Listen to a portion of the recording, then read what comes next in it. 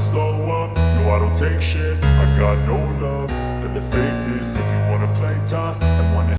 Hello everyone, welcome back to the channel. We're here with another episode of AI versus board exam. So we're gonna continue to create our questions. This is going to be the pulmonary and critical care episode number 2, and I'm gonna add this to the playlist so you can watch the playlist if you haven't already watched the first one. We're gonna continue to create questions throughout and we're gonna tackle every single objective that can be testable. All right, and these objectives are all from high yield material from MKSAB, UWorld, anything for ACP related lectures. These are all that. So you can also access the notes on my Patreon channel.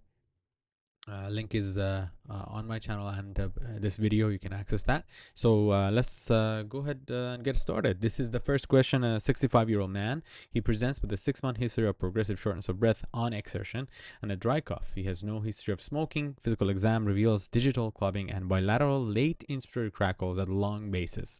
Chest X-ray shows decreased lung volumes and interstitial opacities. The O2 sat at 95% on room air. Which of the following is the most appropriate next step in the management of this specific patient? Go ahead and pause the video right here, pick your answer, and then we're going to go through the options together. All right. So this is a very characteristic findings that this is giving you, right? So this is most likely will be idiopathic pulmonary fibrosis, and you usually find this with a high resolution CT as your first option. So let's talk about IPF. So idiopathic pulmonary fibrosis is a progressive fibrosing interstitial lung disease. It's characterized by the excessive deposition of extracellular matrix and fibrosis of the alveolar interstitium. And it leads to impaired gas exchange and also results in a progressive dyspnea and dry cough. It can cause pulmonary hypertension if it progresses long enough and leads to a right-sided heart failure as a result. And very important to understand the pathophysiology of all diseases so you can link the findings, because the boards can ask you, give you a presentation of a right-sided heart failure with some findings in the lung to try to have you find out what's going on and how to diagnose. And sometimes if they give you this, you may go with an echo where really the problem is in the lungs, so you need a high resolution CT scan. Okay, so pay very, very close attention here. So the key clues here is that there is an age greater than 50, there's a chronic dry cough, there's progressive dyspnea, clubbing, bilateral late inspiratory crackles, and interstitial opacities on X-ray. A lot of times I've seen these patients come from get admitted to the hospital because of oxygen requirements have gone up, and they end up being on a home oxygen that is not sufficing anymore, because you usually can have an exacerbation when they get an infection, a viral pneumonia or a bacterial pneumonia like COVID, or let's say they get a just garden variety strep pneumonia, right? So and they come in with exacerbation of these conditions. That's usually how you see these patients in the hospital. And when you ask them, they say yes, they're followed with a pulmonary doctor, and their oxygen requirements been worsening and all these and that. So pulmonary function testing is useful, but it's not a diagnostic step right now in this case. But we can get that after imaging to see how severe their case is. Bronchoscopy with a transbronchial biopsy. This is probably one of the lowest yield tests you can get when you have someone with an IPF. Sputum cytology, if you were thinking about cancer, not really interstitial lung disease as such. There was no signs that tell you this could be cancerous. The high-res CT is the most important initial diagnostic test, and then empiric corticosteroid therapy would not be recommended without you actually get the diagnosis. Because if, let's say, you have a bacterial or fungal infection and you don't really have the diagnosis, giving steroids can actually worsen your symptoms. And also it can be harmful, all right, in IPF. So algorithm for clinical decision making. Again, if you're wondering, the instructions, the way it's answering is based on the instructions that I've developed over the last month or two, and these instructions break down the answers in this certain format, and you can also use to do the same. But let's go back here. So algorithms. So you have someone with chronic dyspnea, dry cough, crackles, clubbing. you suspect interstitial lung disease in this patient, you want to get the high-res CT. And on the high-resolution CT scan, you may find honeycombing, reticulations. These are usually how you confirm your diagnosis.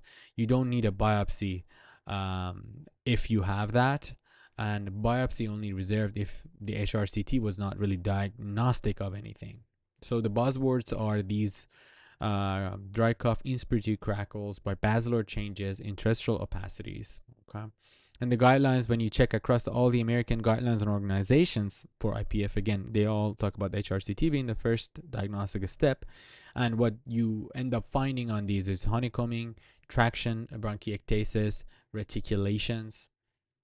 And sometimes the boards may show you a picture, and you just all you need to do is put this and look up these pictures, and you'll see this. I'm sure if you're doing residency right now, and you work in a pulmonary, you've done that rotation, and you've just on the wards, you see a lot of these patients, so you should be familiarizing yourself as you're seeing these patients. It's very important to always look at your pictures yourself.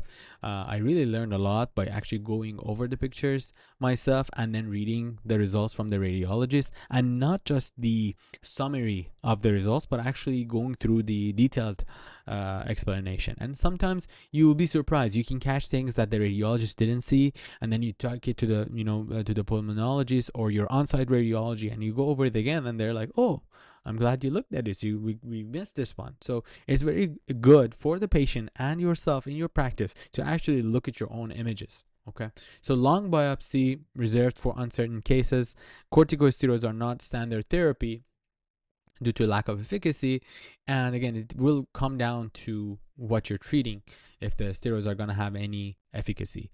And the takeaway is this patient, usually they present in their mid 40s, 50s, but nowadays because of COVID, you may even see him earlier with dry cough, dyspnea, worsening, clubbing, crackles, IPF.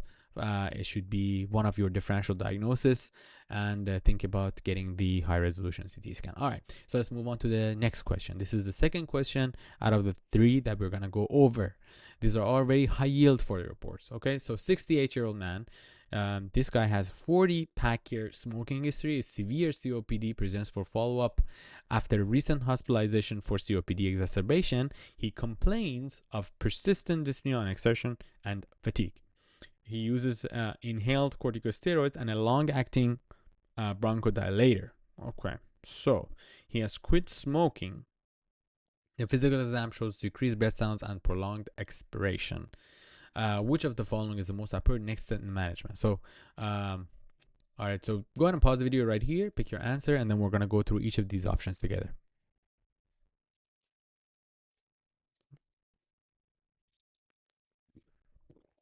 All right, so this is a question that is really testing you if you know about pulmonary rehabilitation. So again, I'll point out right here, this is a good pause. This is very important, okay? Very high yield for the boards to know the utility of pulmonary rehabilitation, okay? So COPD, it leads to airflow limitations and hyperinflation, reducing exercise tolerance, and increasing dyspnea. Pulmonary rehabilitation interrupts this vicious cycle by increasing muscle efficiency and improving breathing patterns. Okay, so, and also is a kind of way of providing a psychosocial support. It ends up actually reducing hospitalization and improving quality of life. But I'll tell you again, let's make a pause right here. It does not reduce mortality. Okay, they will try to get you on this on boards. It reduces hospitalizations and improves quality of life, but does not reduce mortality. Okay, so the clues here were that this patient has severe COPD, they had a recent hospitalization, they have persistent symptoms, and they're already on inhalers, and they have quit smoking. So the first option was home oxygen. Remember, home oxygen is only indicated if the SpO2 is less than 88%. That is the key there. And lung transplant would be reserved for end stage with severe functional limitations despite maximal therapy. Oral corticosteroids are used for acute exacerbations and not maintenance. And pulmonary rehab improves dyspnea, exercise tolerance, and hospitalization rates. Remember that. NIPPV is used for hypercapnic respiratory failure and not a routine dyspnea to start this non-invasive positive pressure. Okay, so algorithms for clinical decision making.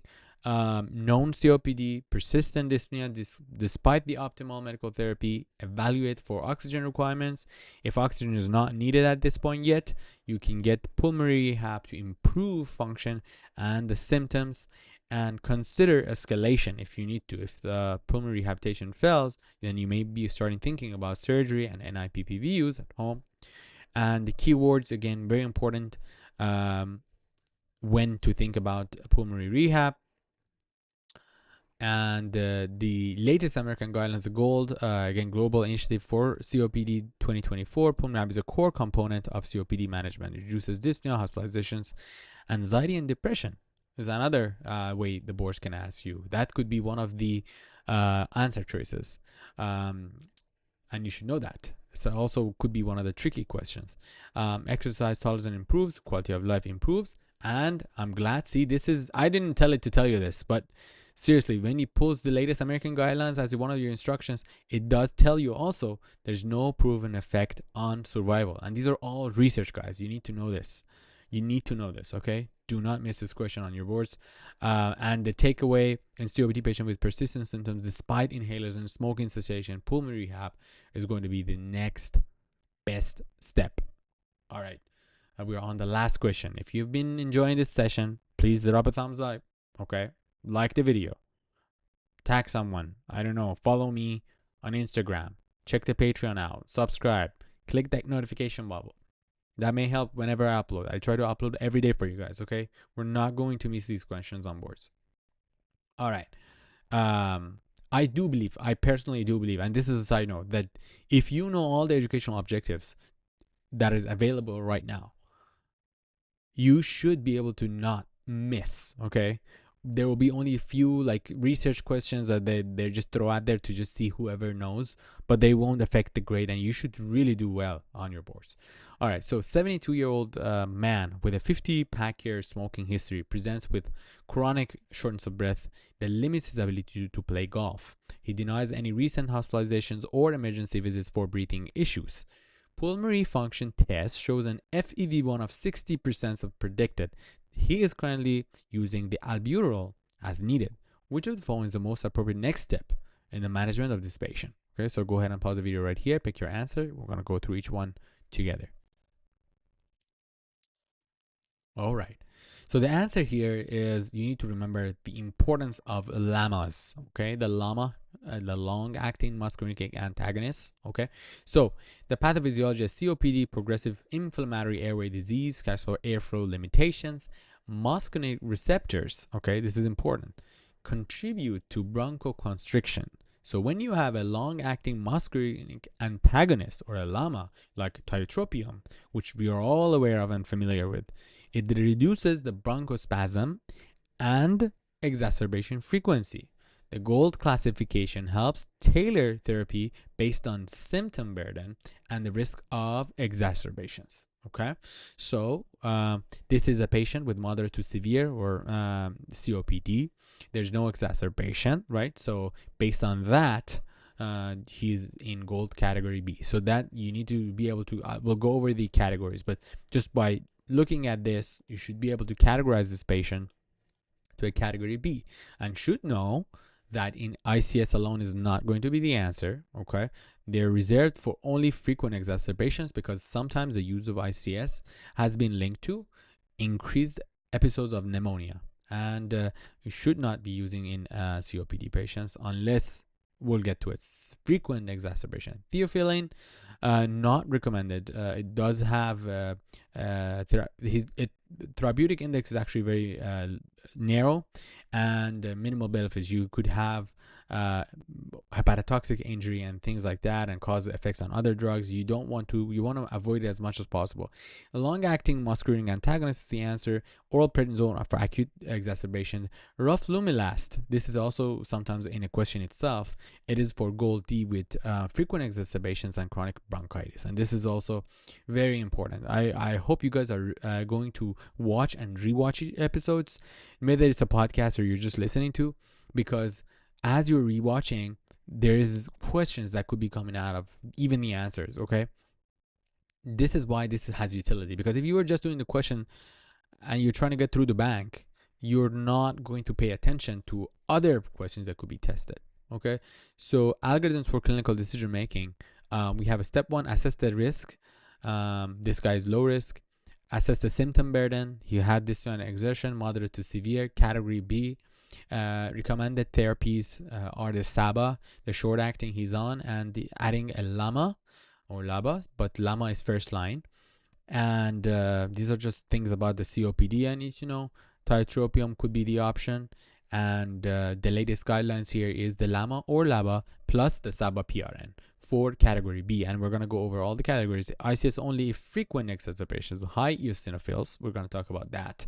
This is also very important to notice the utility of eosinophils in COPD patients. And then improved quality of life, reduces dyspnea, prevents future exacerbation. That's what our goal is. And just remember SABA and PRN plus a long-acting muscarinic antagonist. They may not tell you tiotropium because a lot of people know the name, but they forget what the kind of medication it is. Okay, and so I asked it to tell us a overview of categories and their findings, and I want to go to this table that it very beautifully created for us. And so symptoms are minimal. They have exacerbation risk is low, and the initial treatment is just a SABA or a short-acting muscarinic antagonist would be PRN.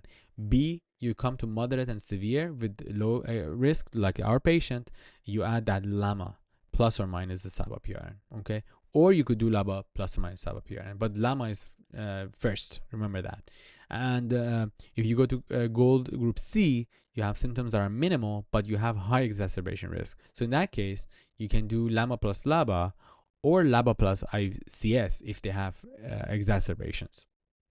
Now, if you become in the moderate to severe with high risk of exacerbation, then it would be LAMA plus LABA plus or minus ICS, and then you can consider roflumilast or azithromycin in that case. Okay, so I think these are good, and I just wanted to talk about this. Okay, so this category D that we said about eosinophils, so these are the patients that moderate to severe significant dyspnea. You have them on this LAMA or LABA, adding ICS if this is very, very tested on boards. If the eosinophils are greater than 300, okay, asthma features, persistent exacerbation due to despite dual bronchodilation, consider roflumilast if chronic bronchitis. Again, this is another way they can test you, plus the FEV1 being less than 50%.